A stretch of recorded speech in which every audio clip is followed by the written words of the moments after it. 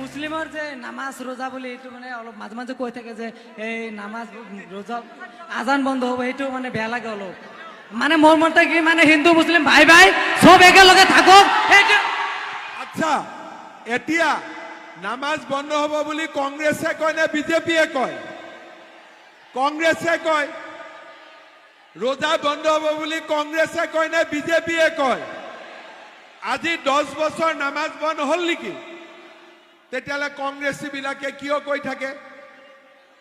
সেইকাৰণে কংগ্ৰেছী বিলাকক সুধিব লাগে যে তহঁতি 10 বছৰ একেটা কথাই কিয় কৈ আছ? নতুন কথা ক, হয় নে নহয়? আজি মোদী প্ৰধানমন্ত্ৰী হোৱাৰ পিছত কোনোবা মুছলমান মানুহৰ সন্তলিত কিবা দিগদাৰ হৈছে নেকি? হৈছে নেকি দিগদাৰ? হোৱাটো কাৰো নাই, কিন্তু প্ৰচাৰ কোনে চলায়? কংগ্ৰেছী বিলাকে চলাই থাকে, হয় নে নহয়? সেইকাৰণে কংগ্ৰেছী বিলাকক ক'ব লাগে যে তহঁতৰ খুটা কম্বলৰ দিন গ'ল আৰু এবাৰ মামাক ভোট দিম। হ'ব, এবাৰ ঈদত অসুবিধা হৈছে নেকি? কাবাৰ নামাজত অসুবিধা হৈছে নেকি? কাবাৰ ৰোজাত তকলিফ হৈছে নেকি? কাৰোবাৰ হজত যোৱাত অসুবিধা হৈছে নেকি?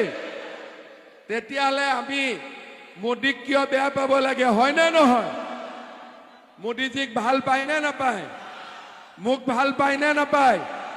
বিজেপিক ভোট দিব নে নাই এইবাৰ? এইবাৰ আমি সকলোৱে বিজেপিক ভোট দিব লাগে। আমাৰ চমৰীয়া সমষ্টিত বহুত কাম কৰিব আছে, হয়নে?